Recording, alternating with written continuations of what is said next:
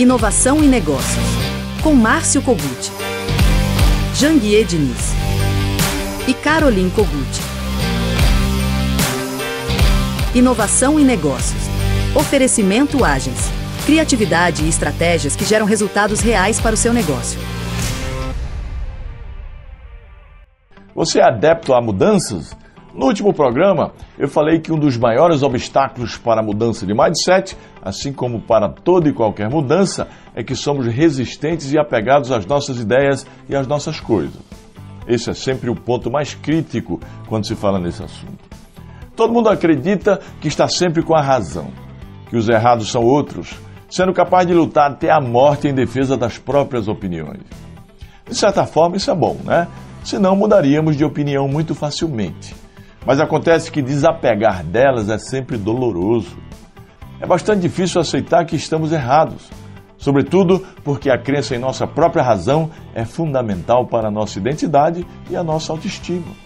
Mas é exatamente nesse ponto que mora o perigo. É aí que muita gente sabota o próprio sucesso e acaba deixando para trás a riqueza e a felicidade. É por acharem que sempre estão certas que fica tão difícil de as pessoas aceitarem mudar a mentalidade. E você? Será que você precisa de uma mudança de mentalidade? Antes de responder, pense um pouco sobre estas questões. Você já realizou tudo o que queria na vida? Já se sente imensamente feliz e rico em todos os sentidos? Deixo vocês com esse questionamento hoje, viu? Acompanhe o programa, pessoal. Eu tenho recebido muitas perguntas sobre carreira e negócios no meu Instagram. Daqui a pouco vou responder uma delas. Fique ligados. E por falar em Instagram, falar em redes sociais, se você ainda não é meu seguidor, entra aí no meu Instagram, @Janguier Diniz, e passe a fazer parte do ecossistema dos obstinados. Diariamente eu posto muito conteúdo de desenvolvimento profissional e empresarial que pode ajudar você a ressignificar a sua vida e a da sua empresa.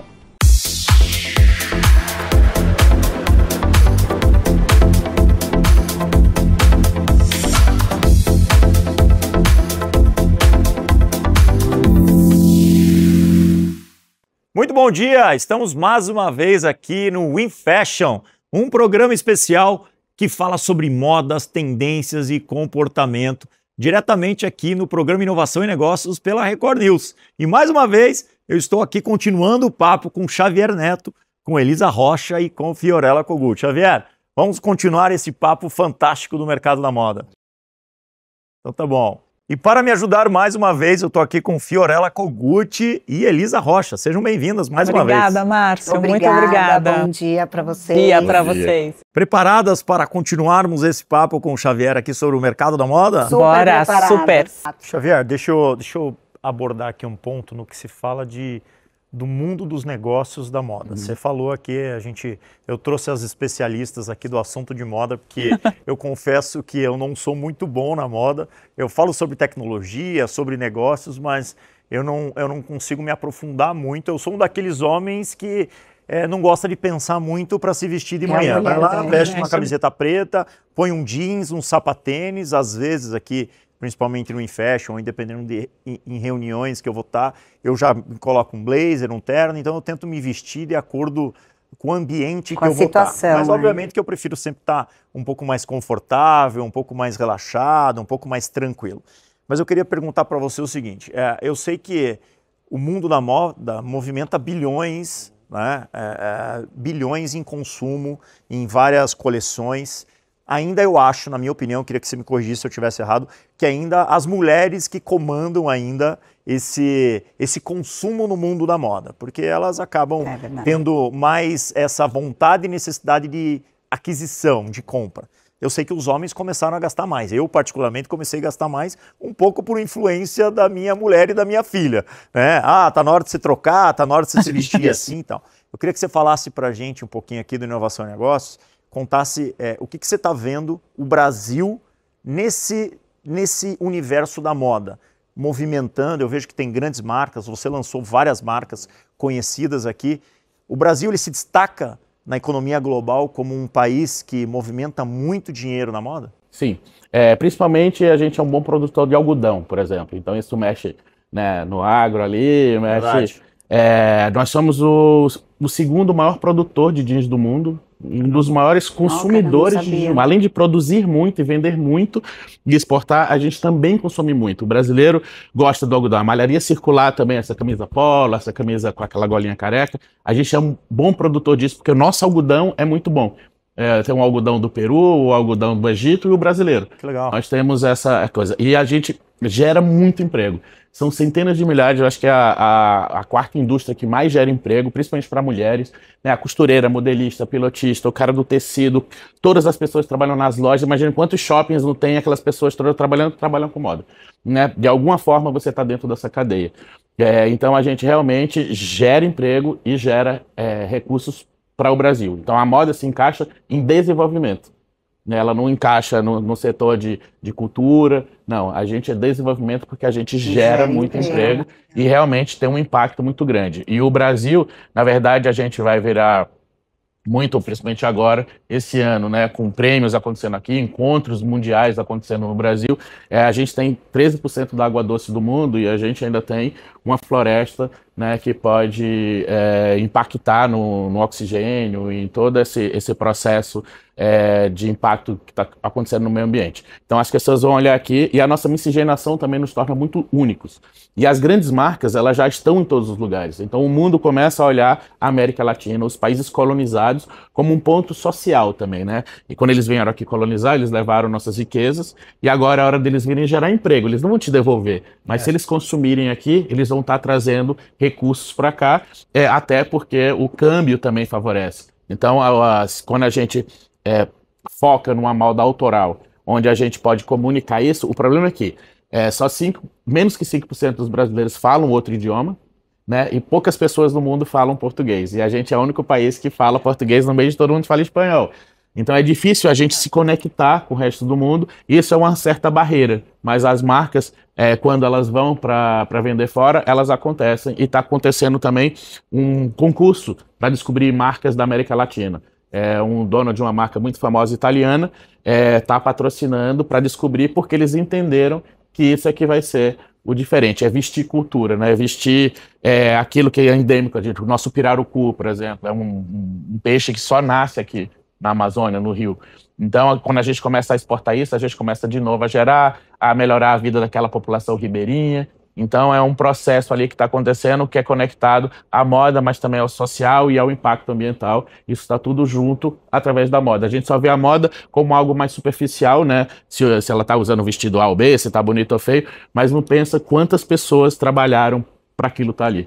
E a riqueza do trabalho manual também, né? Porque a gente tem técnicas indígenas, a gente tem técnicas que a gente corre o risco até de entrar em extinção dessas pequenas comunidades ribeirinhas que fazem esse tipo de trabalho.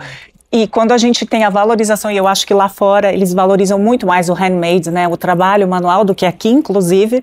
Eu adoraria se isso fosse realmente assim uma realidade, que isso fosse super valorizado, porque a gente tem... Isso a gente considera uma riqueza brasileira, né? Então, a gente vê o trabalho do macramê, a gente vê a renda nordestina, as bolsas de palha. Na moda em casa, né, deles. Sim, o capim dourado, né? Então, assim, tem tantas riquezas aqui que podem ser exploradas. Tem, e de fato, a grande valorização da moda se dá especificamente em algumas casas que desenvolvem em Paris, que chama de alta costura. Só pode ser chamado alta costura um determinado grupo de marcas que tem lá várias premissas, inclusive tudo ser manual, todo o processo de construção. E quando você traz aqui, aquilo ali foi criado por um estilista que desenhou aqui. Quando a gente tem processos milenares artesanais, não só importados, quando os africanos vieram para cá, eles trouxeram várias técnicas, assim como os indígenas ensinaram e foram passados de geração a geração. Isso realmente vai ser o novo luxo. O novo luxo vai ser aquilo que é uma verdade, né? Quando as mulheres do Panamá, é uma das poucas comunidades matriarcais que existem no mundo, e os homens saem para vender aquilo que elas produzem. E como eles não têm fotos, então eles retratam o que eles veem no dia a dia através de uma técnica chamada mola, onde eles sobrepõem tecidos e criam peixes, flores, tudo que elas conseguem ver. E aí os maridos saem com esses retalhos e vão vender. Nossa, e as que mulheres lindo. que geram esse emprego e fazem com que a renda aconteça nesses lugares. Então, isso vai ser, quando o mundo descobre isso cria um valor, né? A gente vai começar a entender quanto custa esse trabalho, que realmente vale mais do que até uma coisa mais nova que foi feita. Muito legal. Agora também falando na questão do algodão, que você estava falando, né, que a gente isso é uma coisa que eu acabei de aprender com você. Mas tem a tal do athleisure, né, que agora é o que só se fala nisso. O que você acha como que tá os homens nessa, como que eu posso dizer, o que é nesse estilo, né? O estilo athleisure, Eu fui fazer uma pesquisa na Escandinávia, eu fui procurar saber, quando você tem o dinheiro, né, quando você mora num país com segurança, onde as pessoas trabalham bem, o PIB é muito alto, como que você se comporta? Se você não precisa de uma marca para se posicionar socialmente, o que você usa?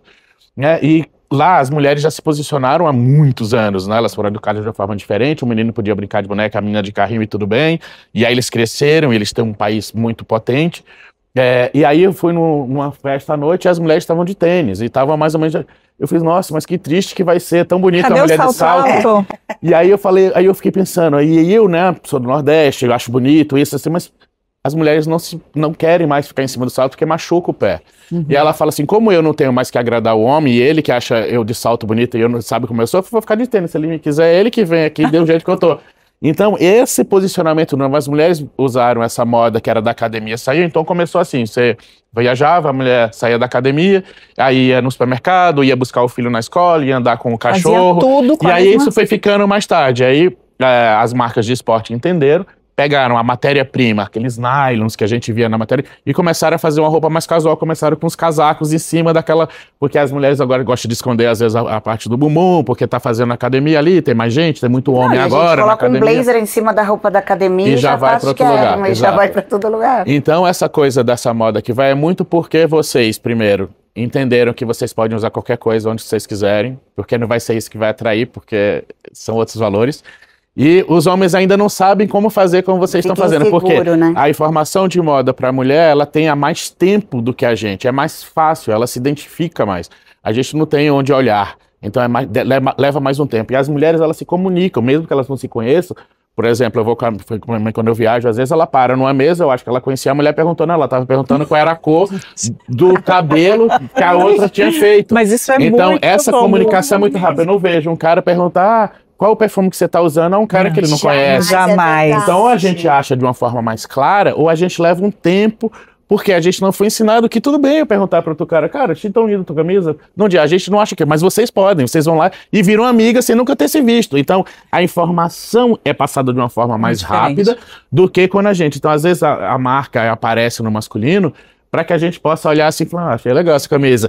O homem não pergunta, depois ele vai lá e dá um Google lá e tenta descobrir o que está usando. Qual a marca que tem tal coisa. Xavier, papo muito legal, mais uma vez, a gente teve alguns programas aqui falando com você, com a Elisa, com a Fiorella sobre o mercado fashion. Muito obrigado, hein? E eu que agradeço esse convite, fiquei muito feliz. Será sempre um enorme prazer, vamos tentar trazer você em outros programas aqui do InFashion, porque você sempre traz conteúdos fantásticos pra gente e pra quem tá assistindo o programa. Vai ser um grande prazer. Um grande aprendizado. Obrigada, Xavier. Obrigada, Xavier. Elisa, Fiorella, muito obrigado.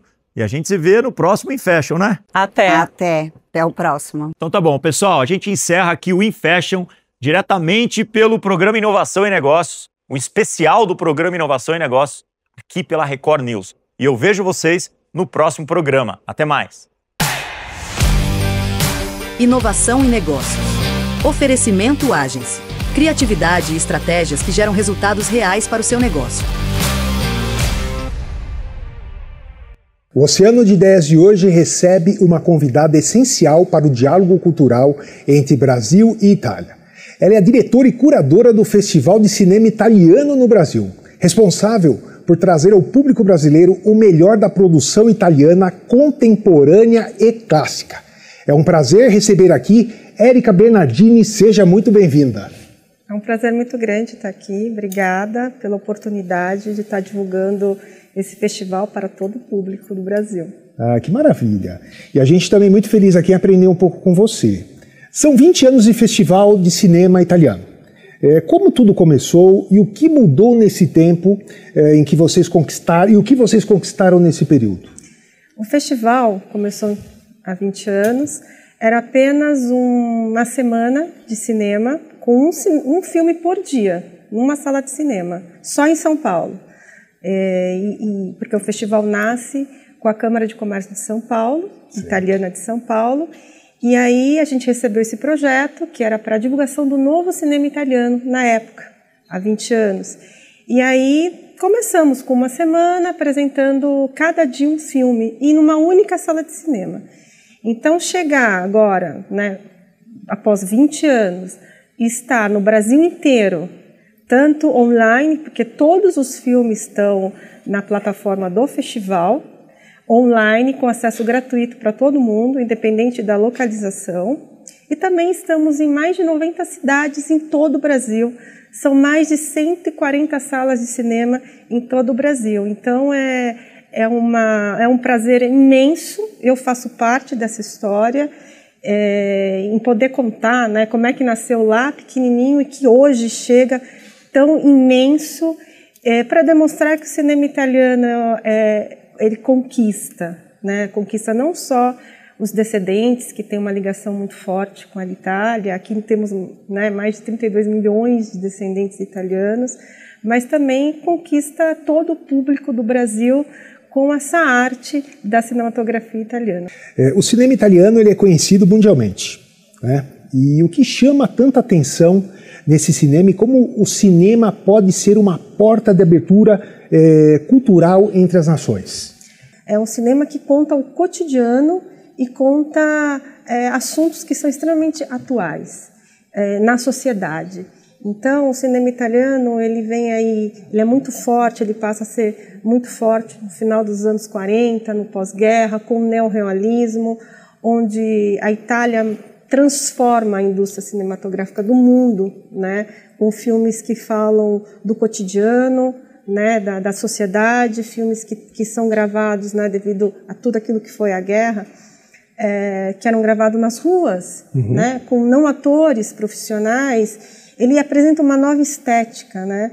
E aí a gente tem um celeiro, né? E tanto é que esse ano a gente chama, o tema para homenagear esses 20 anos de festival, a gente chamou os mestres do cinema italiano, que aí se tornou fácil fazer a retrospectiva de clássicos. Com certeza, imagino. Então a gente tem Fellini, Rossellini, Pasolini, Scola, Vittorio De Sica, Monicelli. Chamamos todos esses grandes mestres e outros mais para estar mostrando o que eles fizeram, essa tradição do cinema italiano, e junto com os novos, né, com esse cinema italiano contemporâneo. Por isso que eu falo, o cinema italiano ele passa a ser essencial. Quantos filmes nós temos nessa edição? E como o público pode assistir aos filmes? E o festival é gratuito? Ele tem aspecto democrático? Conta um pouquinho para a gente. São 24 filmes, nós temos 12 filmes clássicos, com esses grandes mestres que eu falei, e temos 12 filmes novos, super inéditos no Brasil inteiro, e todos esses filmes são gratuitos para toda a população. Como eu falei, a gente está em muitas cidades do Brasil inteiro, em todos os estados, estamos em mais de 140 salas de cinema, fisicamente. Então toda essa programação, tanto nas salas de cinema quanto o acesso aos filmes no streaming, é pelo site do festival. Então eu convido todo o seu público a entrar no site do festival, que é www.festivalcinemaitaliano.com. Lá não precisa fazer cadastro, nada, é só escolher o filme, clicar, assistir, ou onde assistir, você pode assistir numa sala de cinema próximo aonde você mora. E aí eu pergunto, quais os principais destaques desse ano? Né? Tem filmes, por exemplo, falando dos clássicos, tem Ladrões de Bicicleta, é um filme de Vittorio De Sica, é um dos grandes marcos do neorrealismo italiano. A gente tem Paesà, que é um outro clássico do neorrealismo, um filme de Rossellini. Inclusive, nós temos um documentário nos novos filmes falando de um aspecto importante da vida desse grande diretor, que é Roberto Rossellini. E aí, os filmes novos, a gente tem, assim, para toda a família. A gente tem desde esse que acabou de ganhar um prêmio lá no Festival de Locarno, que é Gioia Mia, E eu faço também um outro filme que eu acho que merece ser visto, porque a gente está falando num país que recebeu muitos imigrantes, não só os italianos. Sim. Mas foi um filme que nós abrimos o festival com ele, que é Napoli, New York. É um filme de Gabriele Salvatore, que já ganhou um Oscar pelo filme Mediterrâneo. É um diretor maravilhoso. Ele traz um filme que foi escrito há 80 anos por Federico Fellini, esse roteiro, e ele gravou agora. É uma homenagem a todos esses imigrantes pelo olhar de 2 crianças. Então, hoje nós temos esse grande festival realizado pela Italcan, com o apoio da Embaixada da Itália, da Rede Consular, dos Institutos Italianos de Cultura de São Paulo, do Rio de Janeiro, que nos ajudam, né, somos parceiros na promoção desse festival, que consegue chegar no Brasil inteiro e de forma gratuita. Eu queria que você falasse um pouco do seu projeto com a produtora do filme Diminuta, com o Gianecchini. Então, é uma satisfação muito grande, porque a gente fez o Diminuta, que é uma coprodução Brasil e Itália, tem alguns anos, na época da pandemia. Chegou a pandemia, a gente teve que dar um time, porque, enfim, parou tudo. A gente gravou esse filme no Vêneto, na região do Vêneto. O protagonista é o Reinaldo Gianecchini, e é um filme que emociona, fala de música, fala do aspecto da imigração também, Brasil e Itália. É gravado num cenário maravilhoso que é o Vêneto. A gente tem cenas no Rio Grande do Sul, temos cenas em São Paulo. É um filme que vai agradar toda a família. No elenco no Brasil a gente também tem a Débora Evelyn, tem o Carlos Vereza. Enfim, é um elenco maravilhoso. É um filme muito importante, porque fala dessa relação Brasil e Itália, dessa amizade, dessa ponte cultural entre esses 2 grandes países que, graças a Deus, eu consigo trabalhar e fazer o melhor, né? Porque o cinema, eu acho que é a janela para o mundo. Érica, muito obrigado pela sua presença. Foi um prazer recebê-la no Oceano de Ideias. Muito obrigada pela oportunidade de estar aqui com vocês. A gente que agradece. E você que nos assiste, continue com a gente. O Inovação e Negócios segue agora com mais conteúdo. E a pergunta de hoje do Instagram vem de Curitiba, no Paraná. E por falar em Instagram, se você ainda não é meu seguidor, entre no @JanguiaDiniz, que lá eu passo dicas valiosas sobre desenvolvimento profissional e escalabilidade empresarial. A pergunta de hoje é de Fernanda Elisa Costa. A dúvida dela é o seguinte: tem um restaurante de médio porte com 15 funcionários. A concorrência aumentou e as vendas diminuíram. O que eu devo fazer? Ora, Fernanda, a criatividade é a chave. Se você diversificar o cardápio, por exemplo, ou lançar promoções inovadoras, isso pode atrair novos clientes. Explore também parcerias estratégicas para aumentar a visibilidade do seu restaurante.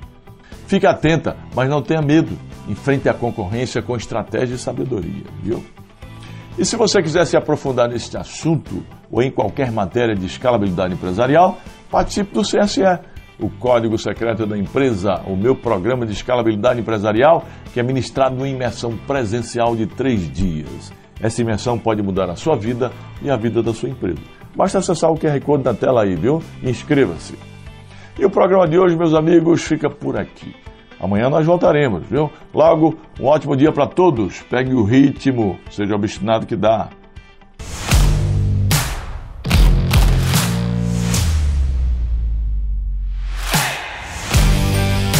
Inovação e negócios. Oferecimento Agence. Criatividade e estratégias que geram resultados reais para o seu negócio.